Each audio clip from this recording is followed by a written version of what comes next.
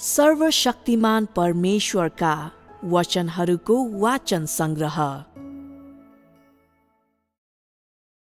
परमेश्वर स्वयं अद्वितीय 4, परमेश्वरको पवित्रता 1। अब हामीले शैतानको विषयमा रहेको हाम्रो छलफललाई सिध्याएका छौं।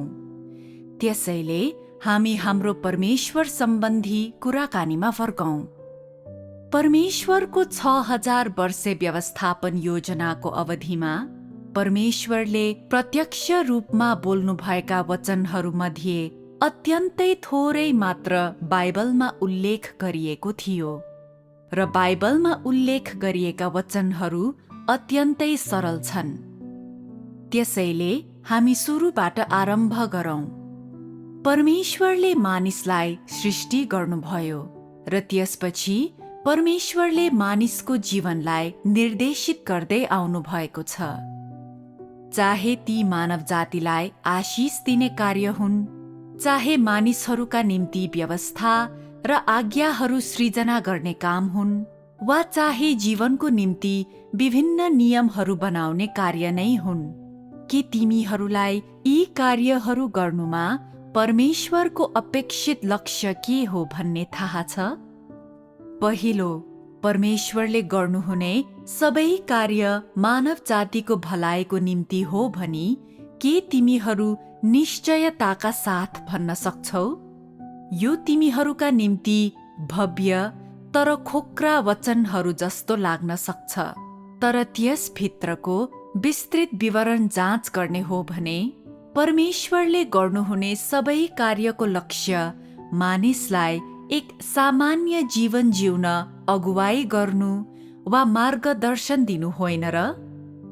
चाहे मानिसलाई उहाँका नियमहरू अनुसरण गर्न लगाउने होस् वा उहाँको व्यवस्था पालन गर्न लगाउने कुरा होस्, मानिस पतन भएर शैतानको आराधना गर्ने नहोस् र शैतानले उसलाई हानि नगरोस् भन्ने नै परमेश्वरको लक्ष्य हो।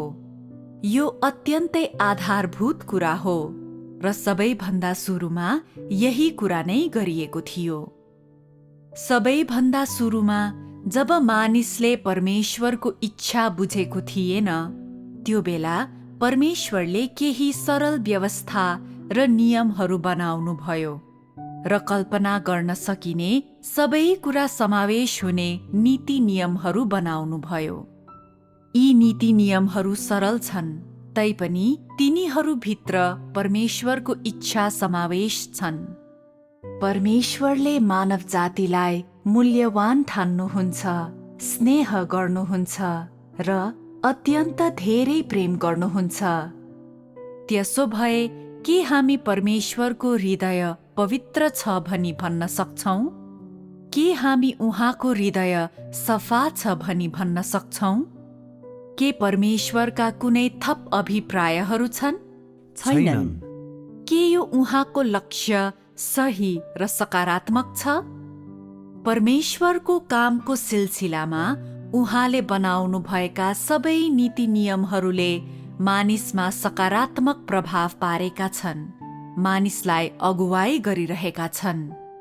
के परमेश्वरको मन मस्तिष्कमा कुनै स्वार्थी विचारहरू छन्? मानिसको सन्दर्भमा के परमेश्वरका अन्य कुनै थप लक्ष्यहरू छन्? के परमेश्वरले मानिसलाई कुनै किसिमले प्रयोग गर्न चाहनुहुन्छ? अलिकति पनि चाहनुहुन्न। परमेश्वरले जे भन्नुहुन्छ त्यही गर्नुहुन्छ र उहाँका वचन र कार्यहरू उहाँको हृदयमा भएका उहाँका विचारहरूसँग मिल्छन्। कुनै कलङ्कित उद्देश्य, कुनै स्वार्थी विचारहरू छैनन्। उहाँले गर्नुहुने कुनै कुरा पनि उहाँको आफ्नै निम्ति होइन। उहाँले गर्नुहुने सबै कुरा मानिसकै निम्ति गर्नुहुन्छ। कुनै पनि निजी उद्देश्यहरू छैनन्। उहाँसँग मानिसमाथिका योजना र अभिप्रायहरू भए तापनि ती कुनै पनि उहाँको आफ्नै निम्ति होइनन्। उहाँले गर्नुहुने सबै कुरा नितान्त रूपमा मानव जातिको निम्ति, मानव जातिको सुरक्षाको निम्ति मानव जातिलाई गलत बाटोमा लाग्नबाट बचाउनको निम्ति छन्। के उहाँको यो हृदय अनमोल छैन र? के तैँले शैतानमा यस्तो अमूल्य हृदयको सानोभन्दा सानो अंश समेत देख्न सक्छस् र? तैँले शैतानमा यसको सानो अंश पनि देख्न सक्दैनस्। तैँले यो बिल्कुलै देख्न सक्दैनस्। परमेश्वरले गर्नुहुने सबै कुरा स्वाभाविक रूपमा नै प्रकट हुन्छ। अब हामी परमेश्वरले काम गर्नुहुने तरिकालाई हेरौं। उहाँले आफ्नो काम कसरी गर्नुहुन्छ?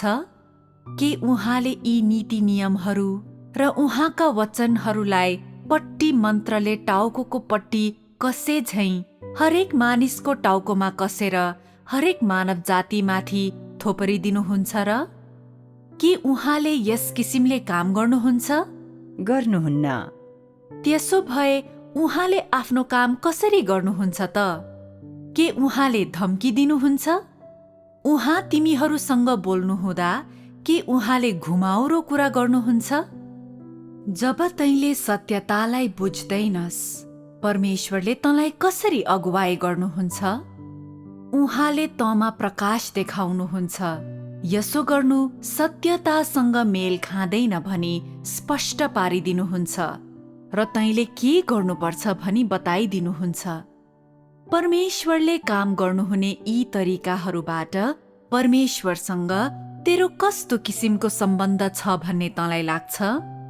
के परमेश्वर तेरो पहुँच भन्दा बाहिर हुनुहुन्छ भन्ने तँलाई लाग्छ? होइन। परमेश्वरले काम गर्नुहुने तरिका देखिसकेपछि तँलाई कस्तो महसुस हुन्छ? परमेश्वरका वचनहरू विशेष रूपमा वास्तविक छन् र मानिससँगको उहाँको सम्बन्ध विशेष रूपमा सामान्य छ। परमेश्वर तेरो अत्यन्तै नजिक हुनुहुन्छ। परमेश्वर र तेरो बीचमा कुनै दूरी छैन। जब परमेश्वरले तँलाई अगुवाई गर्नुहुन्छ, जब उहाँले तेरो भरण पोषण गर्नुहुन्छ, तँलाई मद्दत र समर्थन गर्नुहुन्छ, तब तैँले परमेश्वर कति प्रिय हुनुहुन्छ भन्ने तथ्यका साथै उहाँले उत्प्रेरित गर्नुहुने भक्ति महसुस गर्छस्। तैँले उहाँ कति प्रेमिलो हुनुहुन्छ भनी महसुस गर्छस्। तैँले उहाँको न्यानोपनलाई महसुस गर्छस्। तर जब परमेश्वरले तेरो भ्रष्टताको निन्दा गर्नुहुन्छ वा तैँले उहाँको विरोध गरेको कारण उहाँले तेरो न्याय गर्नुहुन्छ र तँलाई अनुशासनमा राख्नुहुन्छ, तब उहाँले कुन विधि प्रयोग गर्नुहुन्छ? के उहाँले तँलाई वचनहरूद्वारा निन्दा गर्नुहुन्छ? के उहाँले तँलाई तेरो वातावरणद्वारा र मानिस, मामिला र वस्तुहरूद्वारा अनुशासनमा राख्नुहुन्छ? हो। परमेश्वरले तँलाई कुन हदसम्म अनुशासनमा राख्नुहुन्छ? के परमेश्वरले मानिसलाई शैतानले हानि पुर्याउने हदसम्म नै अनुशासनमा राख्नुहुन्छ? होइन, परमेश्वरले मानिसलाई उसले सहन सक्ने हदसम्म मात्र अनुशासनमा राख्नुहुन्छ। परमेश्वरले भद्र, कोमल, प्रेमिलो र वास्ता गर्ने तरिकाले काम गर्नुहुन्छ, जुन असाधारण रूपमा होशियार र उचित तरिका हो। उहाँको तरिकाले तँमा तीव्र भावनात्मक प्रतिक्रिया उत्पन्न गर्दैन, जस्तै परमेश्वरले मलाई यसो गर्न दिनुपर्छ वा परमेश्वरले मलाई त्यसो गर्न दिनुपर्छ। परमेश्वरले तँलाई त्यस्तो मानसिक वा भावनात्मक तीव्रता दिनुहुन्न जसले गर्दा परिस्थिति असहनीय होस्। यस्तै हुन्छ, होइन र? जब तैँले परमेश्वरको न्याय र सजायका वचनहरूलाई स्वीकार गर्छस्, तब तैँले कस्तो महसुस गर्छस्? जब तैँले परमेश्वरको अख्तियार र शक्तिको अनुभूति गर्छस्, तब तैँले कस्तो महसुस गर्छस्? के तैँले परमेश्वर ईश्वरीय र उल्लङ्घन गर्न नसकिने हुनुहुन्छ भन्ने महसुस गर्छस्? के यस्ता समयहरूमा तँ र परमेश्वर बीचमा दूरी भएको महसुस गर्छस्? के तैँले परमेश्वरको भय महसुस गर्छस्? होइन, बरु तैँले परमेश्वरप्रति भयपूर्ण आदर महसुस गर्छस्। के परमेश्वरको कामको कारण मानिसहरूले यी सबै कुराहरू महसुस गर्दैनन् र? यदि काम गर्ने शैतान भएको भए के तिनीहरूले यी सबै कुराहरू महसुस गर्ने थिए? बिल्कुलै गर्ने थिएनन्। परमेश्वरले मानिसलाई निरन्तर भरण पोषण गर्न, मानिसलाई मद्दत गर्न आफ्ना वचनहरू, आफ्नो सत्यता र आफ्नो जीवन प्रयोग गर्नुहुन्छ। जब मानिस कमजोर हुन्छ, जब मानिसले निराश महसुस गर्छ, तब परमेश्वर निश्चय नै कठोर भएर बोल्नुहुन्न। निराश महसुस नगर। निराश हुनुपर्ने के कुरा छ र? किन त कमजोर छस्? कमजोर हुनुपर्ने कारण के छ र? तँ सधैँ यति कमजोर हुन्छस् र तँ सधैँ नकारात्मक हुन्छस्। जीवित हुनुको अर्थ के छ र? जा गएर मर र त्यसलाई सिध्याइदे। के परमेश्वरले यस किसिमले काम गर्नुहुन्छ? गर्नुहुन्न। के परमेश्वरसँग यस किसिमले काम गर्ने अख्तियार छ? हो, उहाँसँग छ। तैपनि परमेश्वरले यस किसिमले काम गर्नुहुन्न। उहाँको सार, उहाँको पवित्रताको सारको कारण परमेश्वरले यस किसिमले काम गर्नुहुन्न। मानिसको निम्ति उहाँको प्रेम, उहाँले मानिसलाई बहुमूल्य ठान्नुहुने र स्नेह गर्नुहुने कुरालाई एक वा दुई वाक्यहरूमा स्पष्टसँग व्यक्त गर्न सकिँदैन। यो मानिसको घमण्डले ल्याएको कुरा होइन, यो त परमेश्वरले वास्तविक अभ्यासद्वारा ल्याउनुहुने कुरा हो। यो परमेश्वरको सारको प्रकाश हो। परमेश्वरले काम गर्नुहुने यी सबै तरिकाहरूबाट के मानिसले परमेश्वरको पवित्रतालाई देख्न सक्छ?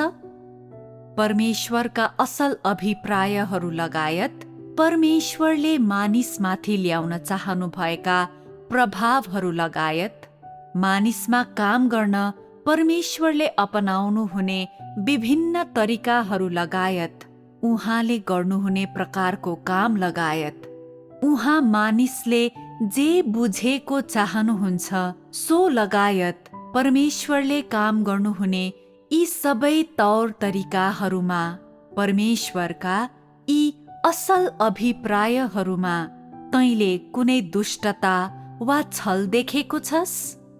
छैन।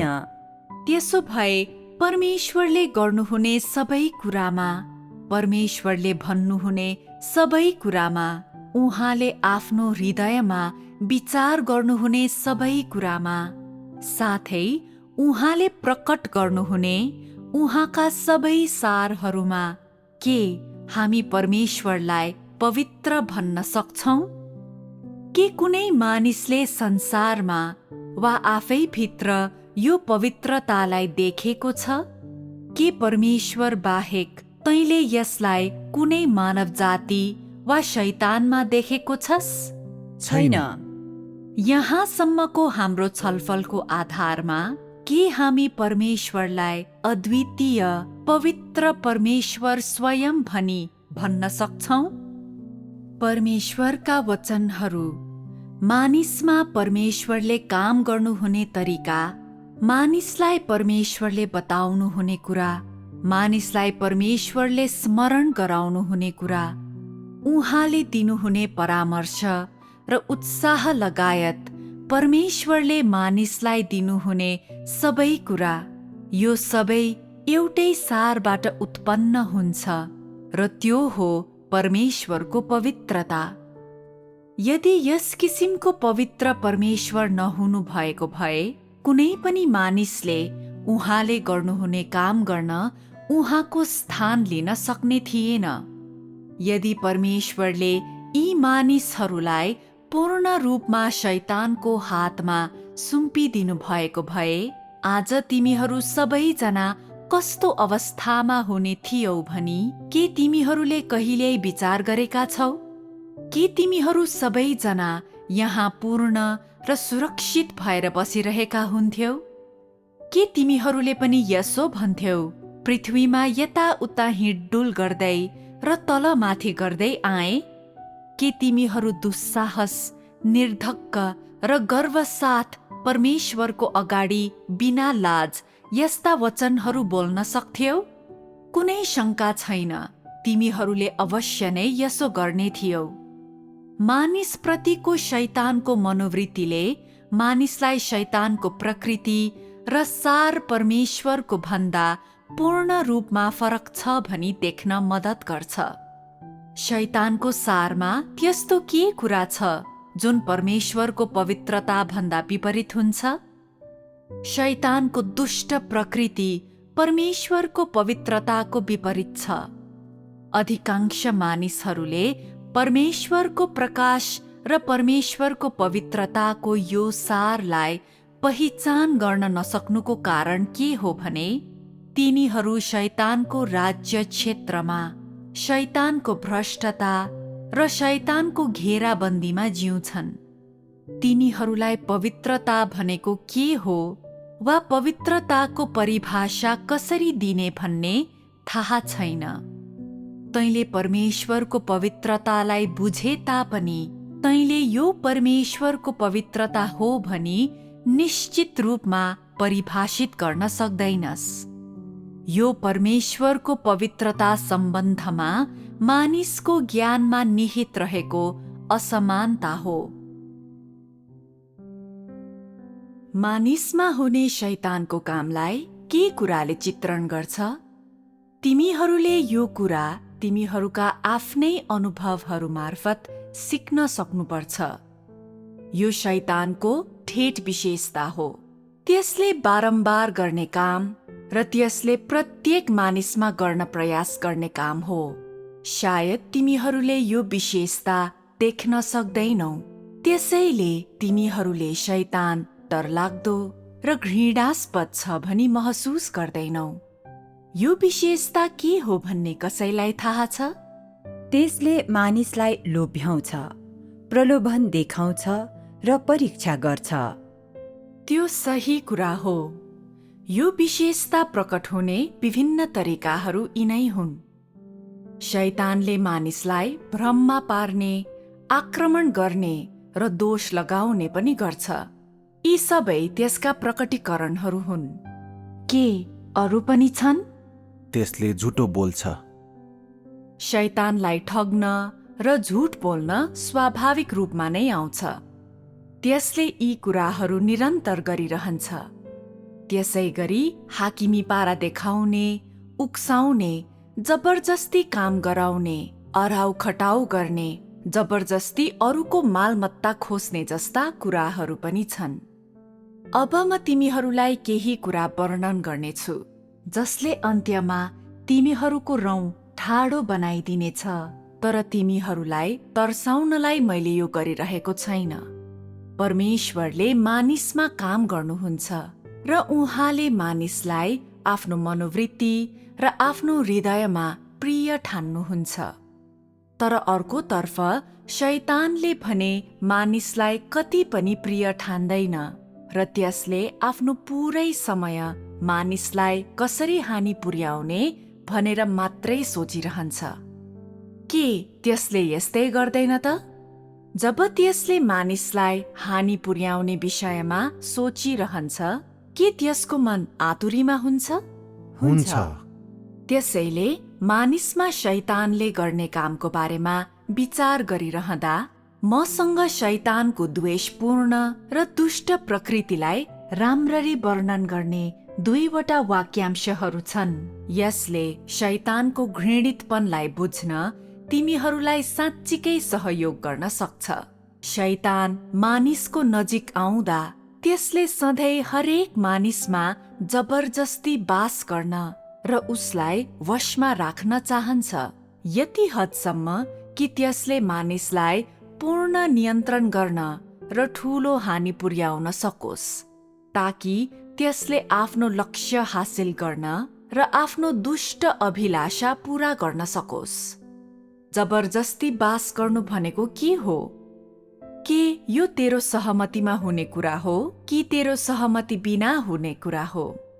के यो तँलाई थाहा हुने गरी हुन्छ कि तँलाई थाहा नहुने गरी हुन्छ?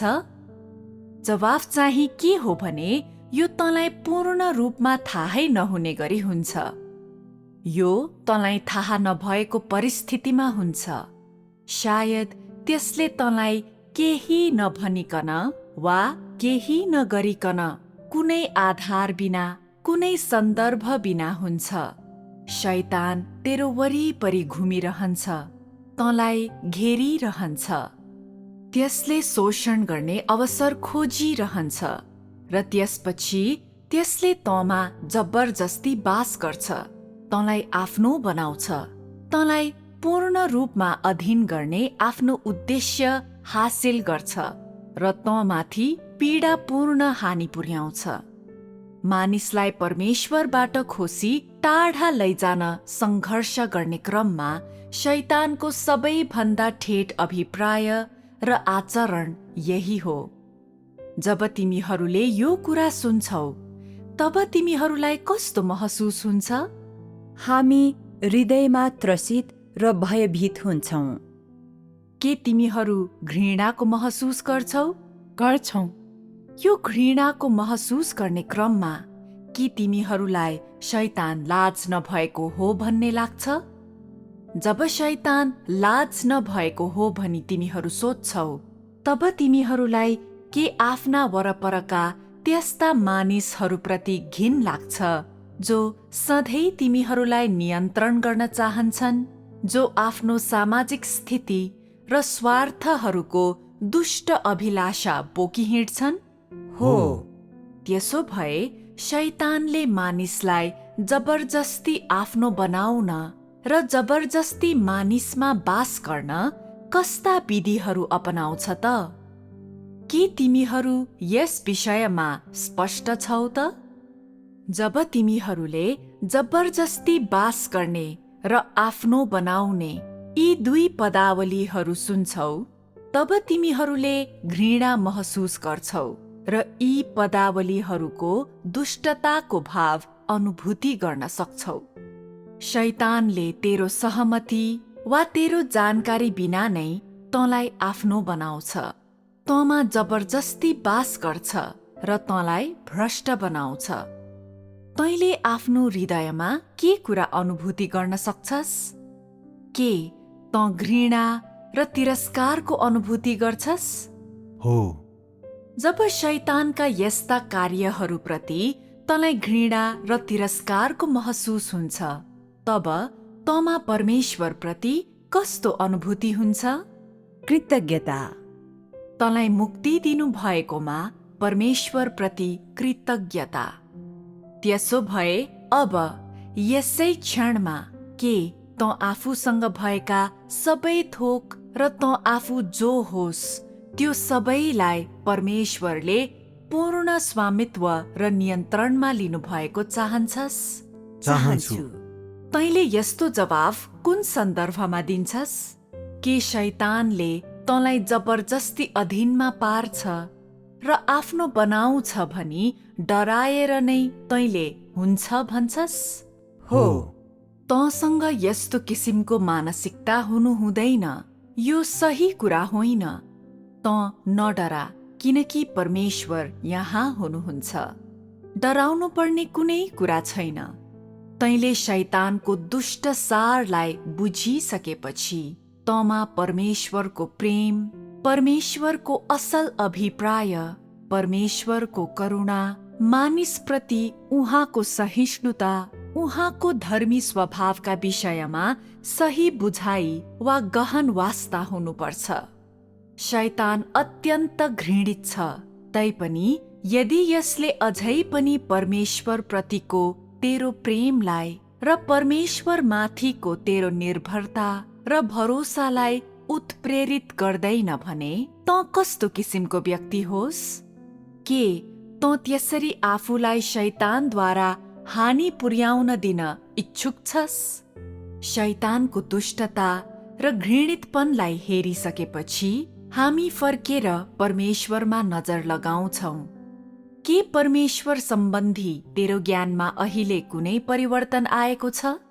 परमेश्वर पवित्र हुनुहुन्छ भनी के हामी भन्न सक्छौं? परमेश्वरमा कुनै दोष छैन भनी के हामी भन्न सक्छौं? परमेश्वर अद्वितीय पवित्रता हुनुहुन्छ। के परमेश्वर यो पदवी अनुसार जिउन सक्नुहुन्छ? सक्नुहुन्छ। अनि मानिससँग भएको परमेश्वर सम्बन्धी यस बुझाइ बमोजिम जिउन सक्ने व्यक्ति के यो संसार र यावत थोक माझ केवल परमेश्वर मात्र हुनुहुन्न र अरू पनि छन् त? छैनन्। त्यसो भए ठ्याक्कैसँग भन्दा परमेश्वरले मानिसलाई के कुरा दिनुहुन्छ त? के उहाँले तँलाई थाहा नहुने गरी अलिकति मात्र वास्ता, सरोकार र चासो दिनुहुन्छ? परमेश्वरले मानिसलाई के कुरा दिनुभएको छ? परमेश्वरले मानिसलाई जीवन दिनुभएको छ, मानिसलाई सबै थोक दिनुभएको छ र मानिसबाट कुनै कुराको अपेक्षा नगरिकन, कुनै पनि गोप्य मनसाय नराखिकन निशर्त रूपमा यी सबै कुराहरू मानिसलाई दिनुभएको छ। उहाँले मानिसलाई अगुवाई गर्न र मार्गदर्शन दिन सत्यता, उहाँका वचनहरू र उहाँको जीवन प्रयोग गर्नुहुन्छ। मानिसलाई शैतानको हानिबाट टाढा र शैतानको परीक्षा र बहकाउबाट टाढा लैजानुहुन्छ र यसरी मानिसलाई शैतानको दुष्ट प्रकृति र घृणित मुहार देख्ने अवसर दिनुहुन्छ। के मानिसको निम्ति परमेश्वरको प्रेम र वास्ता साँचो छ? के यो तिमीहरू प्रत्येकले अनुभव गर्न सक्ने कुरा हो? हो। अहिलेसम्मको तिमीहरूको जीवनलाई फर्केर हेर।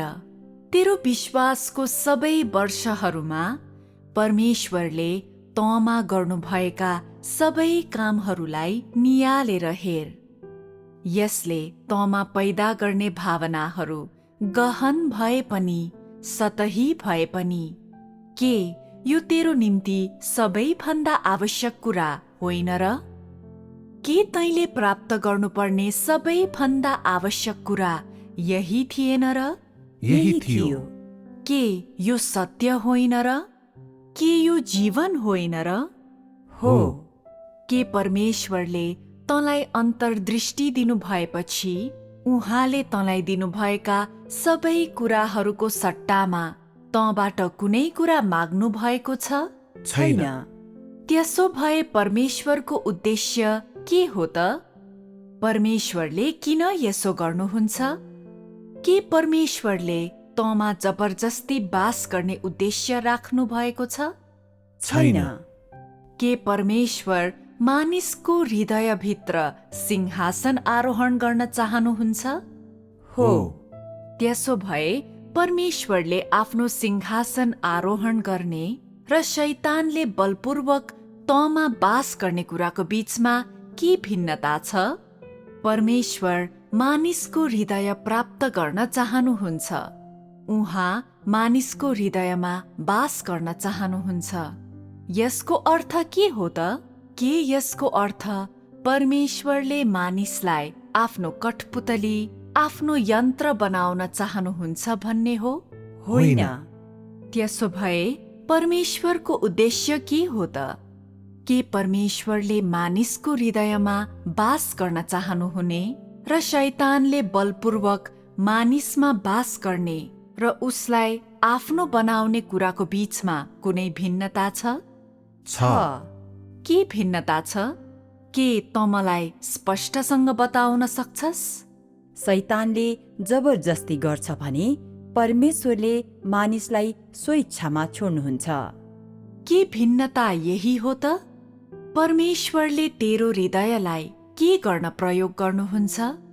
परमेश्वर तँमा बास गर्नुको प्रयोजन के हो? परमेश्वर मानिसको हृदयमा बास गर्नुहुन्छ भन्ने कुरालाई तिमीहरूले आफ्नो हृदयमा कसरी बुझ्छौ?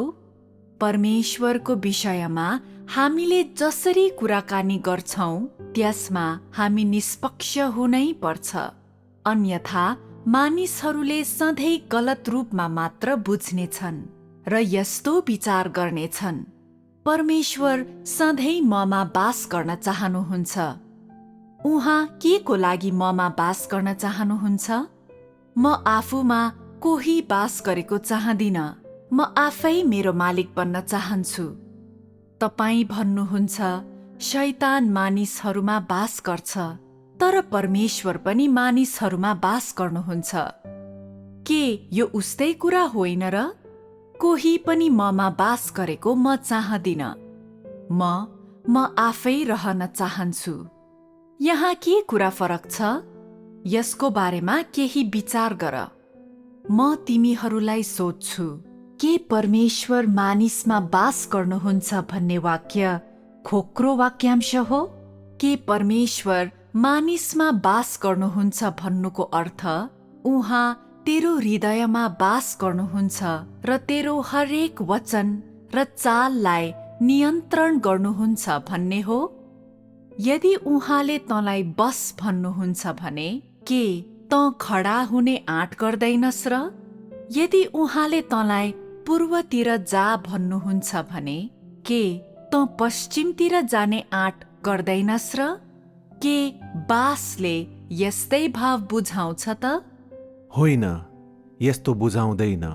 परमेश्वरसँग जे छ र उहाँ जे हुनुहुन्छ त्यस अनुसार मानिस जिएको उहाँ चाहनुहुन्छ। परमेश्वरले मानिसको व्यवस्थापन गर्नुभएका यी सारा वर्षहरूभरि अहिलेको यो अन्तिम चरणसम्म मानिसमा उहाँले गर्नुभएका सारा काममा उहाँले बोल्नुभएका सबै वचनहरूले मानिसमा कस्तो प्रभाव हासिल गरून् भन्ने अभिप्राय राखिएको छ? के यो मानिस परमेश्वरसँग जे छ र उहाँ जे हुनुहुन्छ त्यस अनुसार जियोस् भन्ने हो? परमेश्वरले मानिसको हृदयमा बास गर्नुहुन्छ भन्ने वाक्यको शाब्दिक अर्थलाई हेर्दा परमेश्वरले मानिसको हृदय लिनुहुन्छ र त्यसमा बास गर्नुहुन्छ र उहाँ बाहिर निस्कनुहुन्न जस्तो देखिन्छ।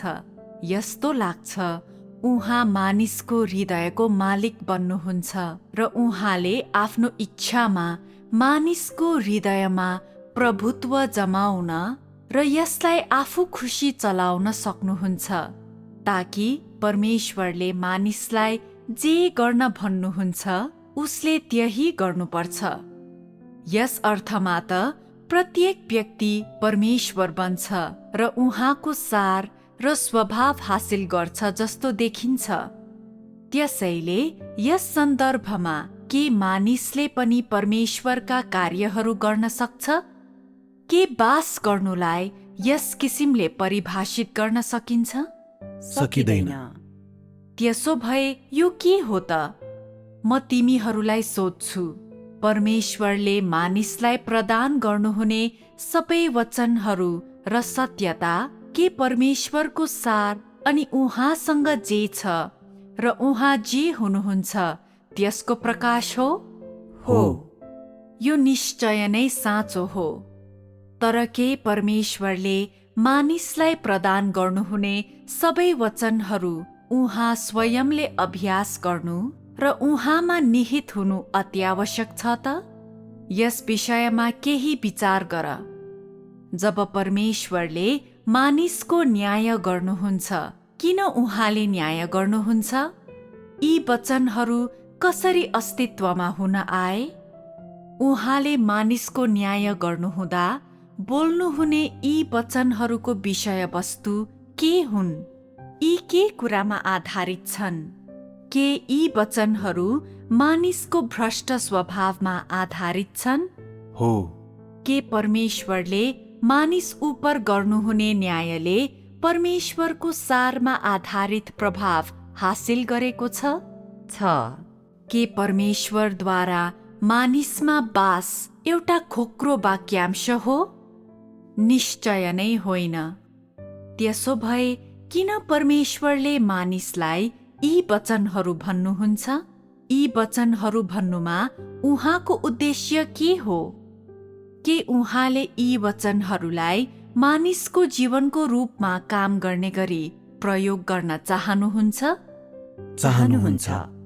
परमेश्वरले यी वचनहरूमा बोल्नु भएको यो सत्यतालाई मानिसको जीवनको रूपमा काम गर्ने गरी प्रयोग गर्न चाहनुहुन्छ।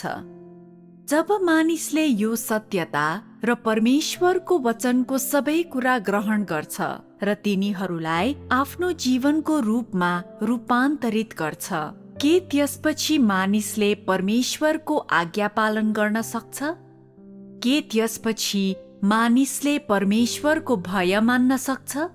के त्यसपछि मानिसले दुष्टताबाट अलग बस्न सक्छ? जब मानिस यो अवस्थामा पुग्छ, के त्यसपछि मानिसले परमेश्वरको सार्वभौमिकता र व्यवस्थापनलाई पालन गर्न सक्छ? के त्यसपछि मानिस आफूलाई परमेश्वरको अख्तियारमा समर्पण गर्ने अवस्थामा हुन्छ? जब मानिसहरू अय्युब वा पत्रुस जस्तै आफ्नो बाटोको अन्तिम बिन्दुमा पुग्छन्, जब तिनीहरूको जीवन परिपक्वतामा पुगेको मान्न सकिन्छ, जब तिनीहरूसँग परमेश्वरको साँचो बुझाइ हुन्छ, के शैतानले अझै पनि तिनीहरूलाई बहकाउन सक्छ? के शैतानले अझै पनि तिनीहरूमा बास गर्न सक्छ? के अझै पनि शैतानले तिनीहरूलाई जबरजस्ती आफ्नो बनाउन सक्छ? सक्दैन। त्यसो भए यो कस्तो किसिमको व्यक्ति हो त? के यो परमेश्वरले पूर्ण रूपमा प्राप्त गरिसक्नु भएको व्यक्ति हो? हो। यो तहको अर्थमा परमेश्वरले पूर्ण रूपमा प्राप्त गरिसक्नु भएको व्यक्तिलाई तिमीहरू कसरी हेर्छौ? परमेश्वरको दृष्टिकोणबाट यी परिस्थितिहरूमा उहाँ यो व्यक्तिको हृदयमा अघिबाटै बास गर्नुभएको हुन्छ। तर यो व्यक्तिले कस्तो महसुस गर्छ? परमेश्वरका वचनहरू, परमेश्वरको अख्तियार र परमेश्वरको मार्ग के यो मानिसभित्रको जीवन बन्छ? अनि के यो जीवनले मानिसको सम्पूर्ण अस्तित्वमा बास गर्छ? के उसले जिउने कुराहरू र उसको सार परमेश्वरलाई सन्तुष्ट बनाउन पर्याप्त बन्छन्? परमेश्वरको दृष्टिकोणबाट के यो क्षणमा उहाँ मानिसको हृदयमा बास गर्नुभएको हुन्छ? हुन्छ। तिमीहरूले यो तहको अर्थलाई अहिले कसरी बुझ्छौ? के परमेश्वरका आत्मा तँमा बास गर्नुहुन्छ?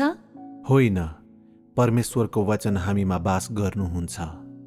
परमेश्वरको मार्ग र वचन तेरो जीवन बनेको छ र सत्यता तेरो जीवन बनेको छ। यो समयमा मानिसले परमेश्वरबाट आएको जीवन प्राप्त गरेको हुन्छ, तर हामी यो जीवन परमेश्वरको जीवन हो भनी भन्न सक्दैनौ। अर्को शब्दमा, मानिसले परमेश्वरको वचनबाट प्राप्त गर्ने जीवनलाई हामी परमेश्वरको जीवन भन्न सक्दैनौ। त्यसैले मानिसले परमेश्वरलाई जति लामो समयदेखि पछ्याएको भए तापनि, मानिसले परमेश्वरबाट जतिसुकै वचन प्राप्त गरेको भए तापनि, मानिस कहिल्यै पनि परमेश्वर बन्न सक्दैन। परमेश्वरले एक दिन म तेरो हृदयमा बास गर्छु, अब तैँले मेरो जीवन प्राप्त गर्छस् भनेर भन्नु भए तापनि, के तँ त्यसपछि परमेश्वर भएको महसुस गर्छस् त? गर्दिन। त्यसो भए तँ के बन्छस् त? के तँमा परमेश्वरप्रति पूर्ण आज्ञा पालन हुने छैन र? के तेरो हृदय परमेश्वरले तँलाई दिनुभएको जीवनले भरिपूर्ण भएको हुँदैन र? परमेश्वरले मानिसको हृदयमा बास गर्नु भएपछि के हुनेछ भन्ने कुराको यो सामान्य प्रकटीकरण हुनेछ। यथार्थ यही हो। त्यसलाई यो दृष्टिकोणबाट निहाल्दा के मानिस परमेश्वर बन्न सक्छ त? जब मानिस परमेश्वरका सबै वचनहरूको वास्तविकता अनुसार जिउन सक्षम हुन्छ र परमेश्वरको भय मान्ने र दुष्टताबाट अलग बस्ने व्यक्ति बन्छ, तब के मानिसमा परमेश्वरको जीवन सार र पवित्रता हुन सक्छ? बिल्कुलै हुन सक्दैन। जेसुकै भए तापनि यी सबै कुरा भनिसकेपछि र गरिसकेपछि पनि मानिस नै हुन्छ। तँ सृष्टि गरिएको प्राणी होस्। जब तैँले परमेश्वरबाट परमेश्वरको वचन र परमेश्वरको मार्ग प्राप्त गरिसकेको हुन्छस्, तँमा परमेश्वरका वचनहरूबाट आउने जीवन मात्र हुन्छ। तँ परमेश्वरद्वारा प्रशंसा गरिने व्यक्ति बन्छस्। तर तँमा कहिल्यै परमेश्वरको जीवनसार हुँदैन र तँमा परमेश्वरको पवित्रता हुने कुरा त झन् सोच्दै नसोचे हुन्छ। अब हामीले भर्खरै छलफल गरेको विषयमा फर्कनेछौँ। यो छलफलको अवधिमा मैले तिमीहरूलाई प्रश्न सोधे, के अब्राहम पवित्र हुन्? के अय्युब पवित्र हुन्? होइनन्। यो पवित्रताले परमेश्वरको सार र स्वभावको प्रतिनिधित्व गर्छ। तर मानिसमा यी कुराको अत्यन्तै धेरै कमी हुन्छ। मानिससँग परमेश्वरको सार वा परमेश्वरको स्वभाव छैन। मानिसले परमेश्वरका वचनहरूको सबै कुरा अनुभव गरिसकेको र तिनीहरूको वास्तविकताद्वारा सुसज्जित भइसकेको भए तापनि मानिसले कहिल्यै पनि परमेश्वरको पवित्र सारलाई प्राप्त गर्न सक्दैन। मानिस नै हो। तिमीहरू बुझ्छौ हो? त्यसो भए अब यो वाक्यांश परमेश्वरले मानिसको हृदयमा वास गर्नुहुन्छ भन्ने बारेमा तिमीहरूको बुझाइ के छ? यो परमेश्वरको वचन, परमेश्वरको शैली र उहाँको सत्यता मानिसको जीवन बन्छ भन्ने हो। तिमीहरूले यी वचनहरू कण्ठस्थ गरेका छौ। म आशा गर्छु कि तिमीहरूसँग गहन बुझाइ हुनेछ। कतिपय मानिसहरूले सोध्न सक्छन्, परमेश्वरका सन्देशवाहक र स्वर्गदूतहरू पवित्र छैनन् भनी किन भन्ने? यो प्रश्नको बारेमा तिमीहरू के सोध्छौ? सायद तिमीहरूले यस बारेमा पहिले कहिल्यै विचार गरेका छैनौ होला। म एउटा सरल उदाहरण प्रयोग गर्नेछु। जब तैँले रोबोटलाई चालु गर्छस्, तब त्यसले नाच्ने र बोल्ने दुवै गर्न सक्छ। अनि त्यसले के भन्छ भनी तैँले बुझ्न सक्छस्। तैँले त्यसलाई सुन्दर र जीवन्त छ भन्न सक्छस्। तर त्यसले बुझ्न सक्ने छैन, किनकि त्यससँग जीवन छैन। जब तैँले त्यसको ऊर्जाको स्रोतलाई बन्द गर्छस्, के त्यो अझै हलचल गर्न सक्छ? जब यो रोबोटलाई सक्रिय बनाइन्छ, तब तैँले त्यसलाई जीवन्त र सुन्दर देख्न सक्छस्। यो सारगत कुरा हो कि देखावटी हो भनेर तैँले त्यसको मूल्याङ्कन गर्छस्।